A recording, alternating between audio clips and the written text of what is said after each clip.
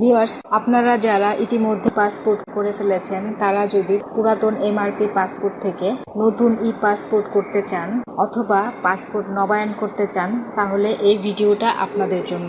আজকের টিউটোরিয়ালে দেখাবো কোনো প্রকার থার্ড পার্টির সাহায্য ছাড়া কিভাবে ঘরে বসে অনলাইনে খুব সহজে এমআরপি পাসপোর্ট থেকে ই পাসপোর্ট করতে হয় এবং পাসপোর্ট নবায়ন করতে হয়। তো ভিউয়ার্স, চলুন দেখি টিউটোরিয়ালটি।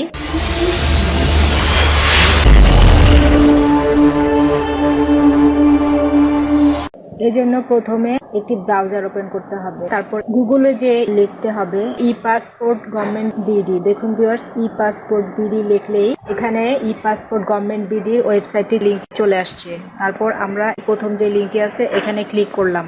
দেখুন ভিউয়ার্স, এই ওয়েবসাইটটির 6টি ট্যাব আছে। প্রথমে আছে অ্যাপ্লাই অনলাইন। তো এই অ্যাপ্লাই অনলাইনের মধ্যে নিচে যেই অপশনটি আছে apply online for E passport রি ইস্যু, তাহলে আমরা এই অ্যাপ্লাই অনলাইন ফর রি ইস্যু এখানে ক্লিক করব।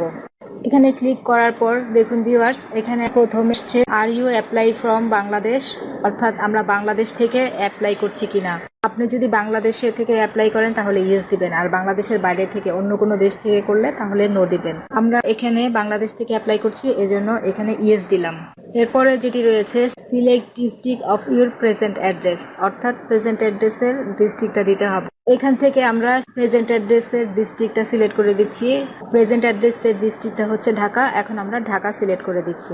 তারপরে আছে select the police station nearest to your present address, অর্থাৎ আপনার প্রেজেন্ট অ্যাড্রেসের কাছের যে পুলিশ স্টেশনটা রয়েছে সেটা দিতে হবে। আমরা এখন এখান থেকে পুলিশ স্টেশনটা দিয়ে দিচ্ছি। এখানে সবগুলা থানা পুলিশ স্টেশন দেওয়া আছে, আপনাদের যে পুলিশ স্টেশন আছে সেটা দিয়ে দিবেন। দেখুন ভিউয়ার্স, পুলিশ স্টেশন দেওয়ার পর রিজনাল পাসপোর্ট অফিসটা দেখাচ্ছে। তো আমরা এরপর কন্টিনিউতে ক্লিক করলাম। এরপর এখানে একটি ইমেল অ্যাড্রেস চাচ্ছে, এখানে একটি ইমেল অ্যাড্রেস দিতে হবে। ইমেল অ্যাড্রেস দিয়ে দিলাম। তারপর এখানে I am not a robot tick mark দিয়ে কন্টিনিউতে ক্লিক করলাম। দেখুন ভিউয়ার্স, এই যে এখানে এখন আসছে ক্রিয়েট ইউর অ্যাকাউন্ট। এখানে ইমেল অ্যাড্রেসটা চলে আসছে। এখন এখানে পাসওয়ার্ড দিতে হবে এবং পার্সোনাল ইনফরমেশন দিতে হবে। আমরা একে একে সব দিয়ে দিচ্ছি। আমরা এখন পাসওয়ার্ডটা দিচ্ছি। পাসওয়ার্ডটি হতে হবে 6 ক্যারেক্টার এবং একটি আপার কেস একটি লোয়ার কেস থাকতে হবে এবং একটি ডিজিট দিতে হবে। পাসওয়ার্ডটা একটি স্ট্রং পাসওয়ার্ড হতে হবে। তারপর এখানে আবার রিপিট পাসওয়ার্ড দিলাম। এখন আমরা পার্সোনাল ইনফরমেশনটা দিয়ে দিচ্ছি। পার্সোনাল ইনফরমেশনের প্রথমে আছে ফুল নেম এজ পার এনআইডি আর বার্থ সার্টিফিকেট, অর্থাৎ বার্থ সার্টিফিকেট অথবা এনআইডি কার্ড অনুযায়ী ফুল নেমটা হতে হবে। প্রথমটার মধ্যে কিছু লেখা যাবে না। এরপর গিভেন নেম এই যে এখানে লিখতে হবে। গিভেন নেমের জায়গায় পুরাতন পাসপোর্টের যে প্রথমে গিভেন নেম দেওয়া আছে সেই নেমটা দিবেন এবং সারনেমের জায়গায় পুরাতন পাসপোর্টের সারনেমে যেটা আছে সেটা দিবেন। গিভেন নেমের জায়গায় আমরা গিভেন নেম দিয়ে দিলাম, তারপর সারনেমের জায়গায় নাম দিলাম। দেখুন ভিউয়ার্স, ফুল নেমটা ফিল আপ হয়ে গেছে। গিভেন নেম এবং সারনেম এই দুইটা মিলেই উপরের ফুল নেমটা ফিল আপ হয়ে গেল। এরপরে আছে mobile number. Country code automatic চলে আসছে বাংলাদেশ। তারপর মোবাইল নাম্বারটা দিয়ে দিচ্ছি। মোবাইল নাম্বারটা দিয়ে I am not a robot এটা ফিল আপ করে ক্রিয়েট অ্যাকাউন্ট এখানে ক্লিক করতে হবে। ক্রিয়েট অ্যাকাউন্টে ক্লিক করার পর দেখুন ভিউয়ার্স, এই যে এরকম একটি ইন্টারফেস চলে আসছে। এখানে লেখা আসছে যে ইমেল অ্যাড্রেসে একটি অ্যাক্টিভেশন লিংক পাঠিয়েছে। তো আমাদের এখন ইমেল অ্যাড্রেসে যে এই অ্যাকাউন্টটি অ্যাক্টিভ করতে হবে। আমরা ইমেলে আসলাম। ইমেলের মধ্যে ই পাসপোর্ট থেকে একটা মেল পাঠিয়েছে, এই লিংকের মধ্যে ক্লিক করে অ্যাকাউন্টটি অ্যাক্টিভ করতে হবে। আমরা এই লিংকের মধ্যে ক্লিক করলাম। ক্লিক করার পর আমাদের ই পাসপোর্টের অ্যাকাউন্টটি অ্যাক্টিভ হয়ে গেল। দেখুন ভিউয়ার্স, লেখা আসছে অ্যাক্টিভ পাসপোর্ট অ্যাকাউন্ট। এখন এখানে আবার সাইন ইন করতে হবে। আমরা এখন সাইন ইন করছি। আমরা পাসওয়ার্ডটা রিমেম্বার করে দিয়েছিলাম, এজন্য এখানে আইডি পাসওয়ার্ডটি শো করছে। তারপর রোবট ভেরিফাই করে সাইন ইনে ক্লিক করলাম। তারপর দেখুন ভিউয়ার্স, এই যে এখানে আসছে ওয়েলকাম টু পাসপোর্ট অ্যাপ্লিকেশন। এখানে দুইটি ট্যাব আছে, একটি আছে অ্যাকাউন্ট আর একটি আছে apply for a new passport. তো আমরা এখন অ্যাপ্লাই ফর এ নিউ পাসপোর্টে ক্লিক করব। আমরা যদিও এই পাসপোর্টটি রিনিউ করব, তারপরেও এই পাসপোর্টটির মধ্যে অ্যাপ্লাই ফর নিউ পাসপোর্টে ক্লিক করতে হবে, যেহেতু তারা একটি নতুন পাসপোর্ট দিবে, এজন্য এখানে এই অপশনটি ক্লিক করতে হবে।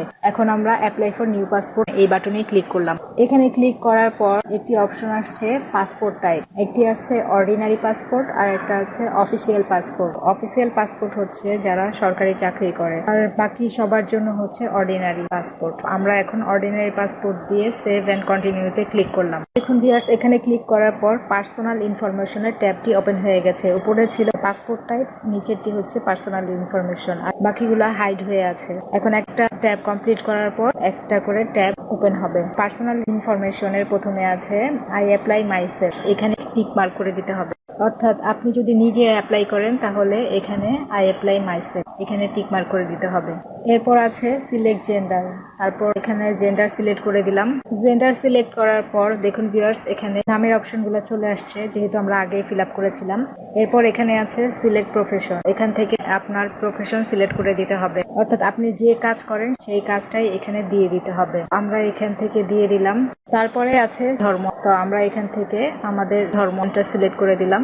এখানে অনেকগুলো ধর্ম আছে, যার যেই ধর্ম সেই ধর্মটা সিলেক্ট করে দিতে পারবে। এরপরে আছে কান্ট্রি কোড, কান্ট্রি কোডটা অটোমেটিক চলে আসে, এটা অপশনাল। তারপরে যেটি আছে বার্থ ডাটা, অর্থাৎ জন্ম সম্পর্কে এখানে তথ্য দিতে হবে। এখানে প্রথমে যেটি আছে সিলেক্ট কান্ট্রি অফ বার্থ, অর্থাৎ আপনি যে দেশে জন্মগ্রহণ করেছেন সেই দেশের নাম এখানে দিতে হবে। তো আমরা এখানে দিয়ে দিচ্ছি বাংলাদেশ, যেহেতু বাংলাদেশ বার্থ কান্ট্রি। এরপরে যেটি আছে সিলেক্ট ডিস্ট্রিক্ট অফ বার্থ, অর্থাৎ যে ডিস্ট্রিক্টে জন্মগ্রহণ করেছে। এখন আমরা বার্থ ডিস্ট্রিক্ট সিলেক্ট করে দিচ্ছি ঢাকা।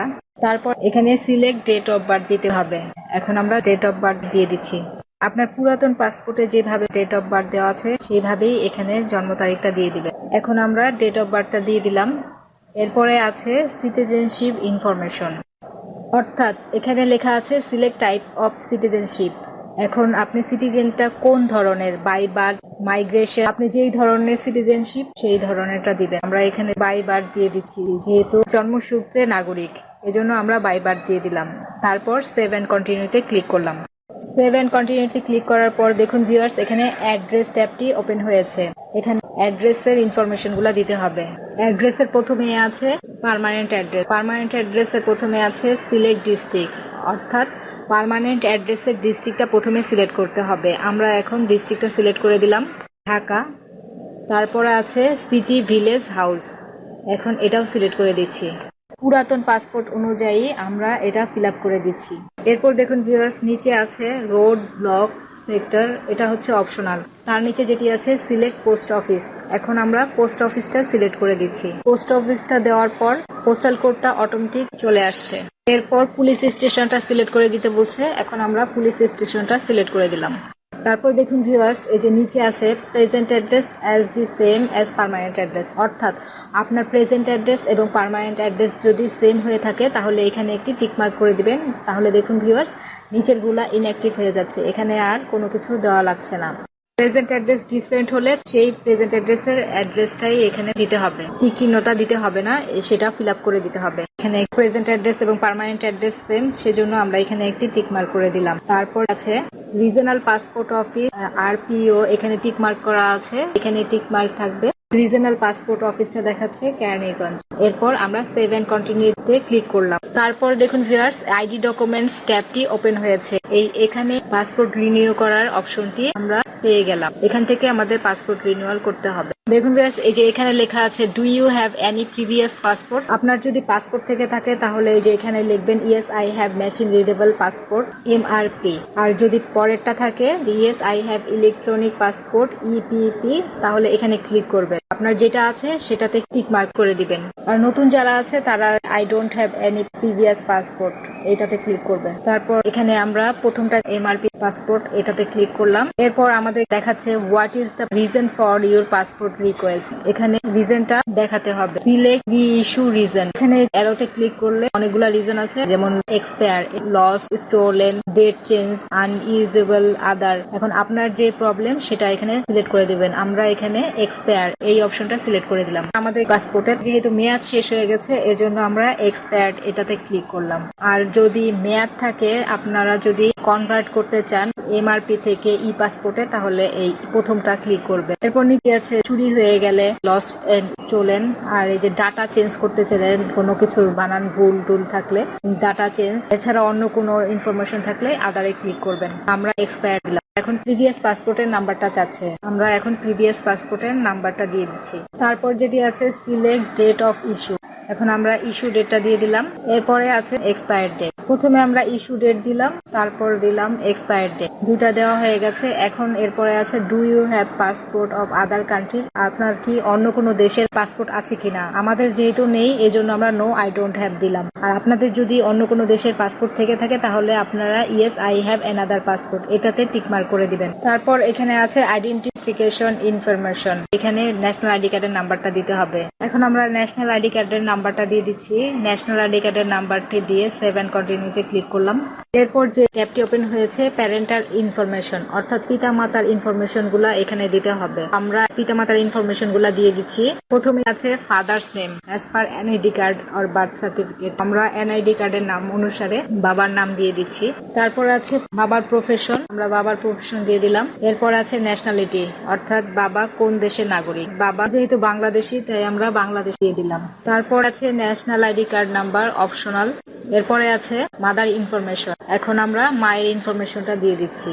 পাশে একটি চিহ্ন আছে দেখুন ভিউয়ার্স, আননোন। এখানে যদি বাবা মায়ের নাম দিতে না চান তাহলে আননোনে ক্লিক করলে হবে। এখন আমরা মাদার্স ইনফরমেশনে মায়ের নাম লিখে দিচ্ছি। সিলেক্ট প্রফেশন, মায়ের প্রফেশন সিলেক্ট করে দিতে হবে। মা যেহেতু হাউসওয়াইফ তাই আমরা এখানে হাউসওয়াইফ সিলেক্ট করে দিলাম। তারপর মায়ের ন্যাশনালিটি, মা যেহেতু বাংলাদেশি তাই বাংলাদেশ দিলাম।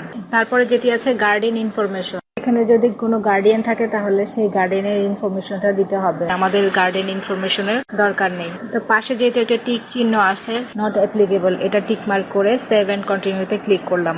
এরপর এখানে স্পাউস ইনফরমেশনটা চলে আসলো। প্রথমে যেটি আছে ম্যারিটাল স্ট্যাটাস, এখানে ম্যারিড হলে ম্যারিড আর সিঙ্গেল হলে সিঙ্গেল দিতে হবে। আমরা এখানে ম্যারিড দিচ্ছি। এরপর এখানে আছে স্পাউস নেম, অর্থাৎ স্পাউসের নাম দিতে হবে অ্যাজ পার এনআইডি কার্ড, তাহলে এনআইডি কার্ডের নাম অনুসারে আমরা এখানে স্পাউসের নাম দিয়ে দিচ্ছি। তারপর এখানে সিলেক্ট প্রফেশন, স্পাউসের প্রফেশন সিলেক্ট করে দিতে হবে। স্পাউস যেহেতু হাউসওয়াইফ তাই আমরা এখানে হাউসওয়াইফ দিয়ে দিলাম। এরপর আছে স্পাউসের ন্যাশনালিটি, স্পাউস যেহেতু বাংলাদেশি তাই আমরা এখানে বাংলাদেশি দিয়ে দিলাম। এখানে আছে ন্যাশনাল আইডি কার্ড অপশনাল। তারপর আমরা সেভ এন্ড কন্টিনিউতে ক্লিক করলাম। সেভ এন্ড কন্টিনিউতে ক্লিক করার পর এমার্জেন্সি কন্ট্যাক্ট নাম্বার ট্যাবটি ওপেন হয়েছে। এখন আমরা এমার্জেন্সি কন্ট্যাক্ট নাম্বারের ইনফরমেশনটি দিয়ে দিচ্ছি। এমার্জেন্সি কন্ট্যাক্ট নাম্বারের রিলেশনশিপ এখানে দিয়ে দিলাম ফাদার। এখানে ফাদার সিলেক্ট করার পর বাবার নামটি অটোমেটিক চলে আসছে যেহেতু আমরা পূর্বে এটা ফিল আপ করে দিয়েছিলাম। তারপরে আছে অ্যাড্রেস, অ্যাড্রেসের প্রথমে আছে সিলেক্ট কান্ট্রি, কান্ট্রি বাংলাদেশ চলে আসছে অটোমেটিক। এরপর আমরা ডিস্ট্রিক্ট সিলেক্ট করে দিলাম ঢাকা। তারপরে আছে সিটি, ভিলেজ, হাউস, এখন আমরা এগুলা ফিল আপ করে দিচ্ছি। তারপর নিচে আছে রোড, ব্লক, সেক্টর অপশনাল। এখন আমরা পোস্ট অফিসটা সিলেক্ট করে দিচ্ছি। পোস্ট অফিসটা দেওয়ার পর দেখুন ভিউয়ার্স পোস্টাল কোডটা অটোমেটিক চলে আসলো। এখন আমরা পুলিশ স্টেশনটা দিয়ে দিচ্ছি। এরপরে আছে ইমেল অ্যাড্রেস অপশনাল।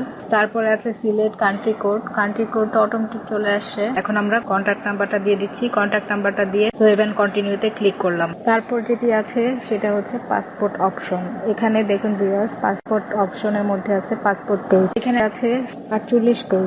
48 পেজে 5 বছরের জন্য আসছে 4025 টাকা এবং 10 বছরের জন্য আসছে 5750 টাকা। আমরা 10 বছরের জন্য 5750 টাকা সিলেক্ট করে সেভ এন্ড কন্টিনিউতে ক্লিক করলাম। সেভ এন্ড কন্টিনিউতে ক্লিক করার পর আসলো ডেলিভারি অপশন এন্ড অ্যাপয়েন্টমেন্ট। এখানে আছে দুইটা অপশন, রেগুলার ডেলিভারি এবং এক্সপ্রেস ডেলিভারি। রেগুলার ডেলিভারি অপশনে ক্লিক করলে দেখুন 5750 টাকা আসছে, আর এক্সপ্রেস ডেলিভারিতে ক্লিক করলে আসছে 8050 টাকা। এক্সপ্রেস ডেলিভারিতে টাকাটি বেশি লাগবে এবং খুব দ্রুত পাসপোর্ট পাওয়া যাবে। আমরা রেগুলার ডেলিভারিতে ক্লিক করলাম। এরপর নিচে আসলাম। নিচে এসে দেখুন এখানে একটি শিডিউল দিতে হবে। এখন আমরা দেখছি কত তাড়াতাড়ি শিডিউলটি পাওয়া যায়। দেখুন ভিউয়ার্স আমরা এখন অ্যাপ্লাই করেছি জুলাই মাসে। জুলাই মাসের মধ্যে 18 তারিখ অ্যাপয়েন্টমেন্ট ডেটটি পাচ্ছি। তাহলে আমরা এখন এখান থেকে ডেট সিলেক্ট করে দিচ্ছি।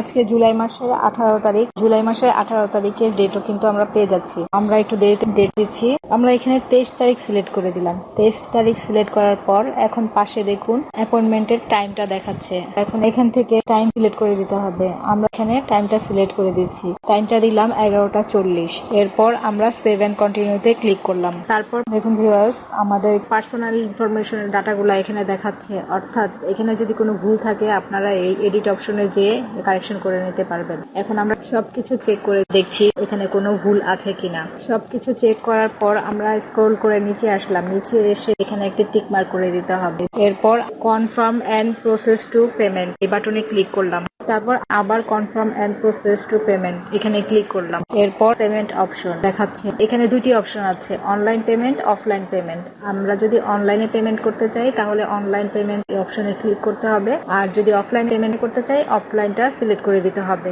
আমরা এখানে অফলাইনটা সিলেক্ট করে দিলাম। দেখুন ভিউয়ার্স, এখানে দেখাচ্ছে আপনারা ব্যাংকের মাধ্যমে ই পাসপোর্টের টাকাটা জমা দিতে পারবেন। তারপর আমরা কন্টিনিউতে ক্লিক করলাম। কন্টিনিউতে ক্লিক করার পর এখানে অ্যাপ্লিকেশনটি সাবমিট হয়েছে। তারপর এখানে অ্যাপ্লিকেশন সামারি দেখাচ্ছে, প্রিন্টেড সামারি এবং ডাউনলোড অ্যাপ্লিকেশন ফর প্রিন্টিং। এখন আমরা প্রিন্ট সামারিতে ক্লিক করলাম। এখানে দেখছেন ভিউয়ার্স, প্রিন্ট রিভিউতে দেখাচ্ছে ফর্মটা কিরকম আসছে। এখান থেকে আমরা সেভ অ্যাজ পিডিএফ সেভে ক্লিক করলাম, তাহলে সামারিটি সেভ হয়ে গেল। এখান থেকে প্রিন্ট দিয়ে নিতে পারবেন, অথবা এখান থেকে সেভ করে আপনারা এই ডকুমেন্টস গুলো নিয়ে দোকান থেকে প্রিন্ট করে নিয়ে আসতে পারবেন। তার পাশে যেটি আছে ডাউনলোড অ্যাপ্লিকেশন ফর্ম, এখানে ক্লিক করলাম। এখানে ক্লিক করার পর অ্যাপ্লিকেশন ফর্মটি ডাউনলোড হয়ে যাবে। দেখুন ভিউয়ার্স, এখন এই ফর্মটি ডাউনলোড হয়ে গেল। তারপর উপর থেকে আপনারা চেক স্ট্যাটাস এখানে ক্লিক করে পাসপোর্টের স্ট্যাটাস চেক করতে পারবেন। অনলাইন রেজিস্ট্রেশন আইডি আর অ্যাপ্লিকেশন আইডি দিয়ে এখন পাসপোর্টটা কোন পজিশনে আছে চেক করতে পারবেন। এখন আপনারা এই প্রিন্টের কপিগুলা নিয়ে এবং এই যে নিচে যে লেখা আছে list of requirement documents, printed application summary, national ID card অথবা বার্থ সার্টিফিকেট, তারপরে পেমেন্ট স্লিপ, আপনারা ব্যাংকে যে পেমেন্টটা দিবেন পেমেন্টের যে স্লিপ দিবে, তারপর প্রিভিয়াস পাসপোর্ট, এরপরে এনওসি, প্রিন্টেড সামারি আর প্রিন্টেড অ্যাপ্লিকেশন। এই সমস্ত কাগজগুলা নিয়ে আপনারা পাসপোর্ট অফিসে যে ডেট এন্ড টাইম সিলেক্ট করেছে সেই সময়ে উপস্থিত থাকবে। তারপর সেখান থেকে আপনাদের ফিঙ্গারপ্রিন্ট করে এবং বায়োমেট্রিক করে ছবি তুলে তারপর ওখান থেকে চলে আসবেন। এরপর আপনাকে একটি এসএমএস দিয়ে জানাবে আপনি আপনার পাসপোর্টটি কবে নাগাদ পাবেন। তারপর ওই ডেটে যে আপনি আপনার পাসপোর্টটি নিয়ে আসবেন। এভাবে করে আপনারা সবাই ঘরে বসে অনলাইনে পাসপোর্ট রিনিউ করতে পারবেন। এই ছিল আজকের ভিডিও।